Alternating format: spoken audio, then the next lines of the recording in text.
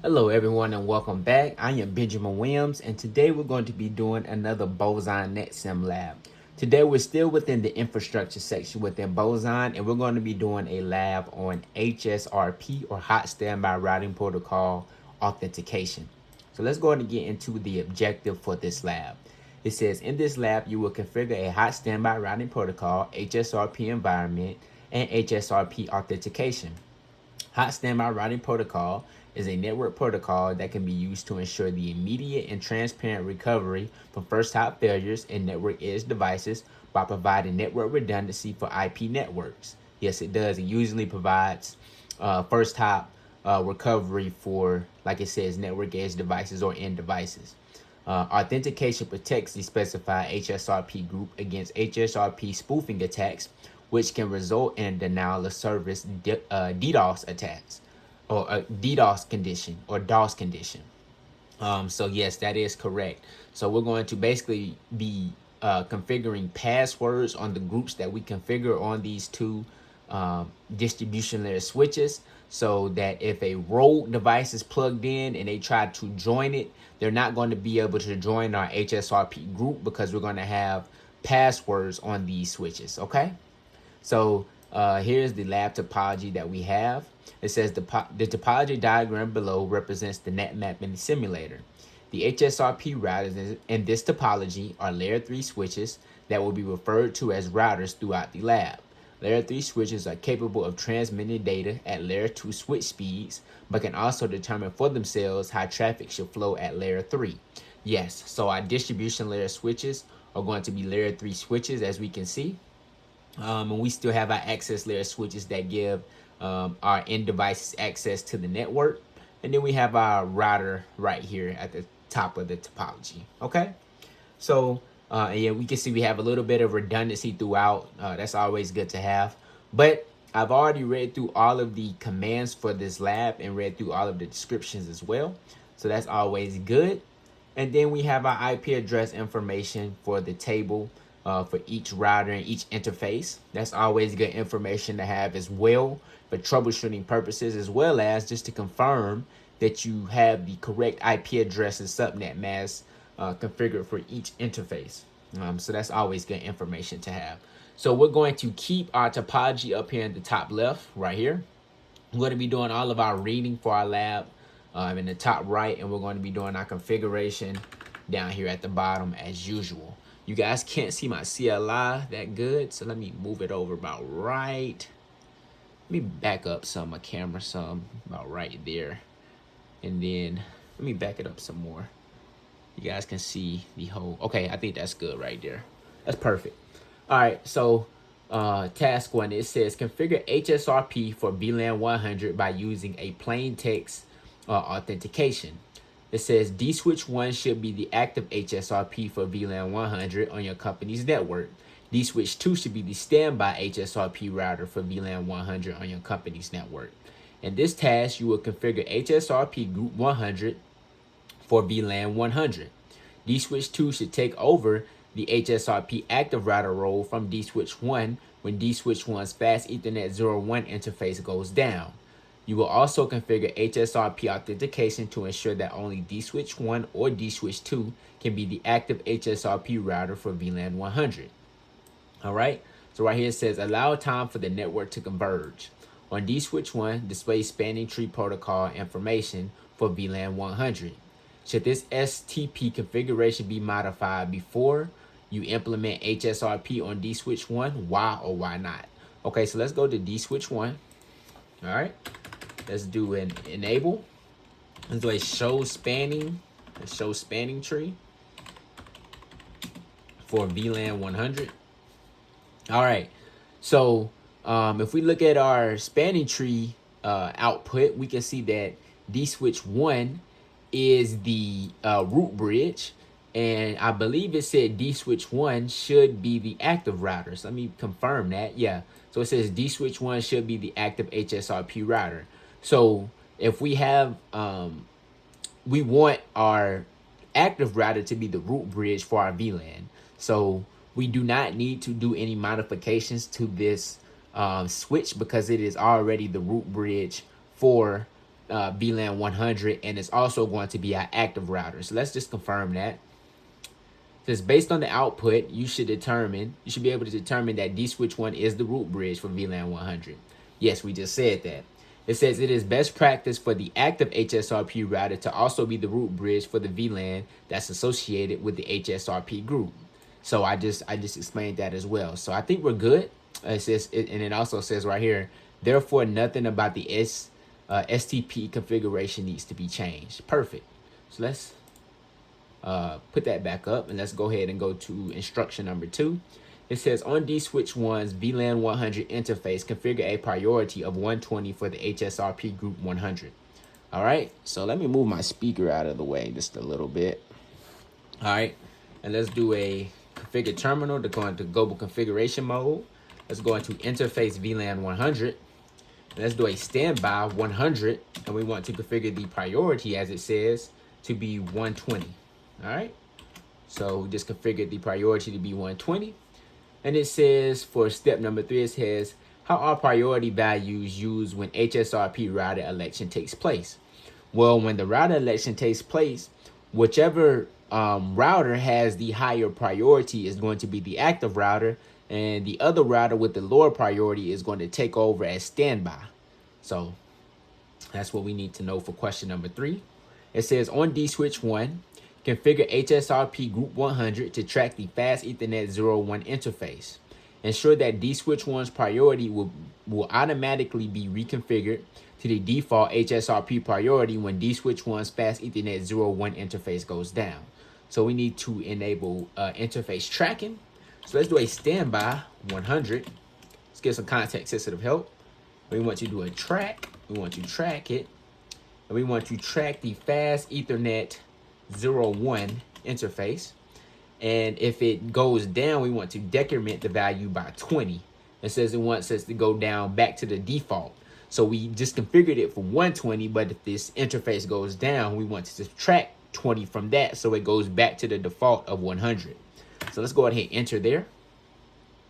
All right, it says on dswitch1, configure HSRP group 100 to automatically prompt an HSRP router election when dswitch1 has a higher priority for HSRP group 100. So let's go ahead and enable preemption, because as we know, for HSRP, that is disabled by default. So let's do a standby 100, and let's do a preempt, preempt. All right, I think that's good right there. And it says for step number 6, it says on dswitch1, configure authentication for HSRP group 100. Use a plain text password of $80.0NL48. So let's go ahead and configure our authentication. Let's do a standby 100. All right, let's get some context sensitive. Let's do authentication, and we want to do a plain text password. So we can just do text, and we're going to do $80.0NL48, and that should be it right there. So it says on dswitch2's VLAN 100 interface, configure a priority of 110 for HSRP group 100. Okay, so let's go over here to dswitch2. Let's do an enable. Let's do a configure terminal. Let's go into interface VLAN 100. Let's do a standby group 100. We want to do a priority of 110 over here. It says on dswitch2, configure HSRP group 100 to automatically prompt the HSRP router election when dswitch2 has a higher priority for HSRP group 100. All right, so let's do a standby of 100, and let's do a preempt. All right, and it says on dswitch1 and dswitch2, configure HSRP group 100 to use a virtual IP address of 10.10.100.3. So let's do it first on dswitch1. Let's do a standby 100. Let's do a IP address of 10.10.100.3. Enter. do the same thing over here on D switch 2. Let's do a standby 100 IP 10.10.100.3. All right. It says on D switch 1, display HSRP information for HSRP group 100. Which router appears to be the active HSRP for HSRP group 100? And as we can see, we're getting these syslog messages because we configured a authentication password on D switch 1, but we didn't do it for D switch 2. So we're going to continue to get these syslog messages. So let's do a do show standby. And as we can see, D switch 1 is saying that it is the active router for group number 100. So it says on D switch 1 and D switch 2, examine the console. Do you see any debug messages that indicate a problem with the HSRP configuration? And yes, we do. It's saying bad authentication because we have a password on one router or layer 3 switch, but we don't have that same password for authentication on D switch 2. So it says on both D switch 1 and D switch 2, compare the HSRP group 100 configuration. Based on what you have configured so far, what could be causing this problem? Well, like I just said, the problem is that authentication is on one switch and not the other switch. So it says correct the configuration errors that you noted in the previous step. Okay, so let's go over to D switch 2. All right, and let's do a standby 100 authentication text. Let's do 80. I think it was, let me go up so I can get the correct. It was $80 $0NL48. All right. And as we can see now, that this router has taken over and went into the standby mode. And now we don't see those debug or syslog messages popping up in the console anymore. So that's perfect. So let's go down to question number 14. It says on both D switch 1 and D switch 2, display HSRP information for HSRP group 100. Which router is the active router and which is the standby router? Well, we know that D switch 1 is going to be the active router because it has a higher priority. So let's do a do show standby. And like I said, D switch 1 is the active router. Let's do the same thing on D switch 2. Let's do a do show standby. And you can see that D switch 2 is the standby router. Perfect. So it says on PC1, trace route to R1's loopback 1 interface, which has an IP address of 198.51.100.1. Is PC1 sending traffic to the active HSRP router? Well, we can figure that out by doing that trace route. So let's do a trace RT to 198.51.100.1. We should be able to see all of the hops that we have with this trace route, and we can see that it's going to the first IP address of 10.10.100.1.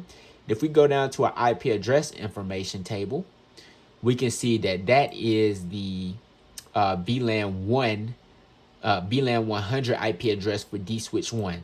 So it is going through our active layer 3 switch, which is D switch 1. So we just confirmed that. So perfect. Let me bring the topology back up over here. Perfect. It says on D switch 1, shut down the fast Ethernet 01 interface. Did D switch 2 become the active HSRP router for HSRP group 100?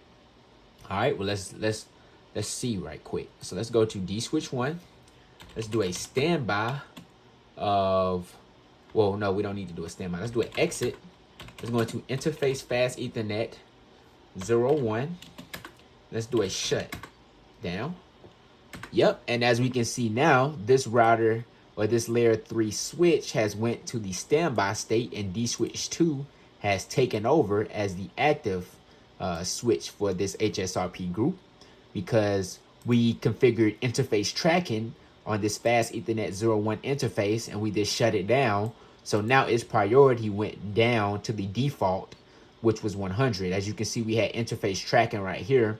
And since it went down, it subtracted 20 from 120 and it went down to 100. And as we know, we configured a priority of 110 on D switch 2, and we enabled preemption as well. So D switch 2 took over. All right. So it says on PC1, trace route to router 1's loopback 1 interface, which has an IP address of 198.51.100.1. It says, does PC1 automatically send traffic to the active HSRP router first? Why or why not? So let's go to PC1. Let's do that same trace route. So as you can see, it tried to go to dswitch 1, but its fast Ethernet 01 interface is shut down, and also dswitch 2 took over. So as you can see, then it went on and went over to dswitch 2 as its default gateway. Okay, so if we ran this ping again, let's see what happened. So it's going to probably continue to keep trying to send to dswitch 1. Let's see why or why not. Let's see. Okay, so I see why. So it's basically saying that PC1 is not using that virtual IP address it's not using that virtual IP address that we configured for our HSRP group as its default gateway. Let's do an IP config /all. Yep, and it's still using dswitch 1's default gateway for that interface VLAN 100 interface instead of using the HSRP group. So I guarantee you, if we change the default gateway to the HSRP virtual IP address, it will forward straight to dswitch 2 instead of going to dswitch 1. So that makes perfect sense. All right. So it says on both PC1 and PC3, correct any configuration errors. Yeah. So let's go ahead and change the default gateway to use. Let's go ahead and change the default gateway to be that virtual IP address, which is 10.100 or 10.10.100.3. Yep. And let's do the same thing for PC3. It says for PC1 and PC3. Let's do an IP config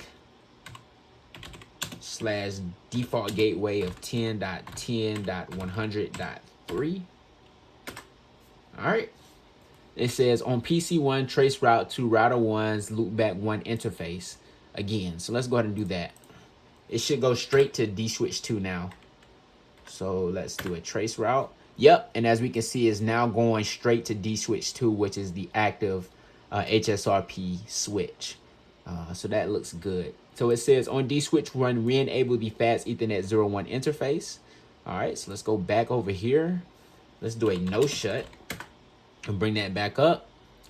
And as we can see, it's taking over it's taken back over for group 100 as the active router because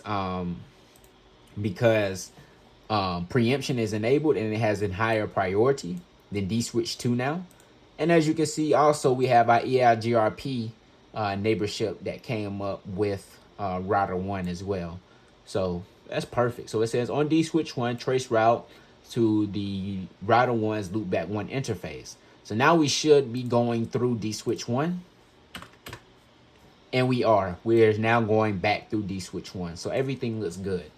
So task 2, it says configure HSRP group 100 to use MD5 authentication. So as we know right now, we're using that plain text password.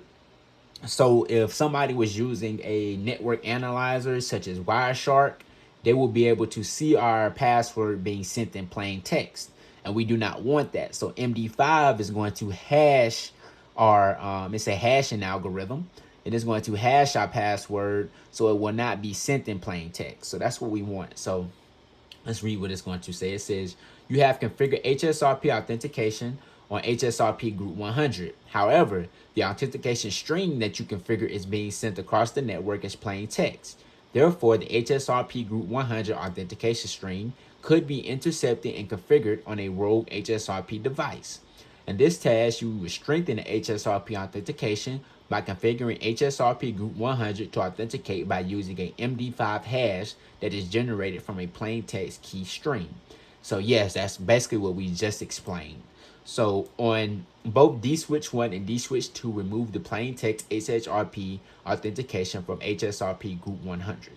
So let's go back to dswitch 1 first.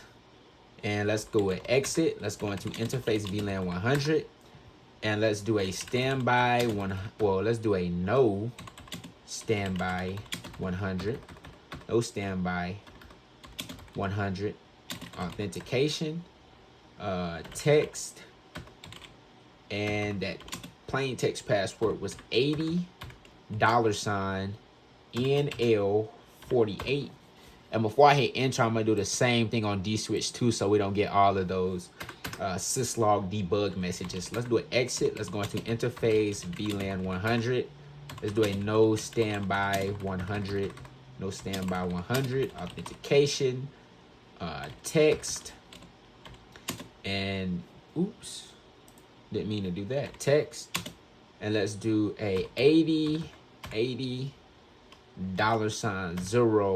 NL48.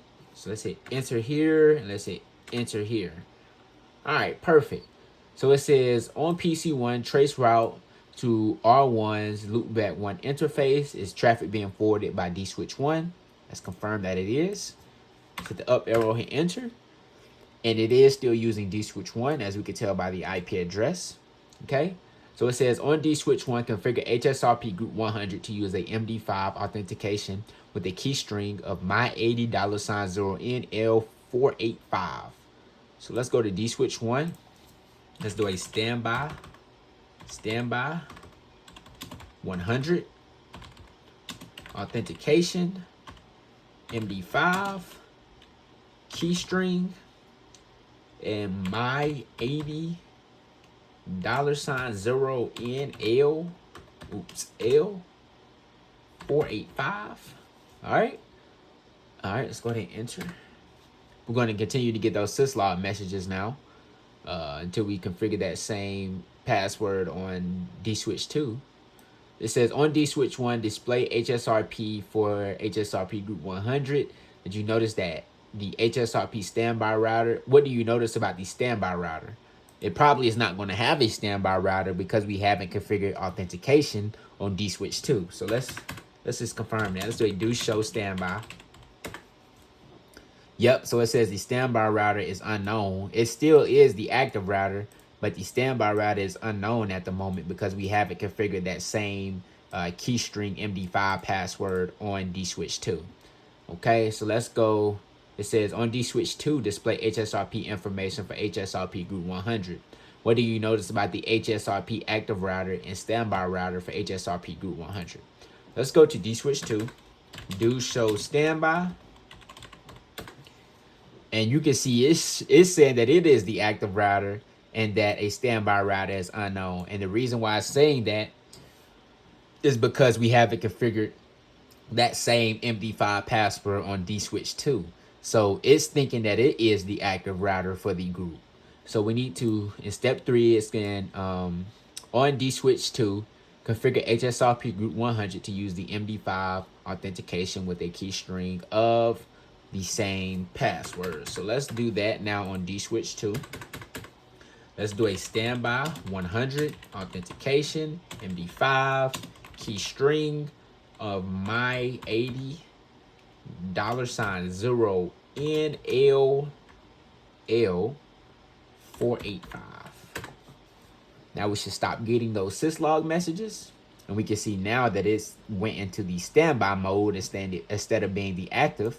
Is now in the standby mode because that authentication password is on both devices now. So it says on PC1, trace the path to router 1's loopback 1 interface, which has that 198.51.100.1 IP address. Is the PC being forwarded by to router 1 by dswitch 1? And it should be. And we can see by the IP address that it is right here. It's still being forwarded by dswitch 1. So that looks good. It says on dswitch 1, shut down the fast Ethernet 01 interface. Let's go to dswitch 1. Let's do a exit. Let's go into interface fast Ethernet 001. Let's do a shut.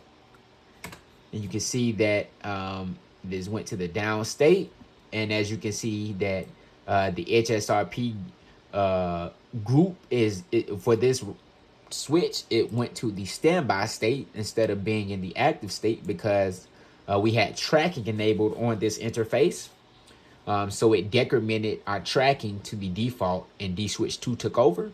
So it says on PC1, trace route to router 1, loopback 1's interface. So it should be showing that it's forwarded through dswitch 2 now, which has an IP address of 10.10.100.2 instead of 10.10.100.1.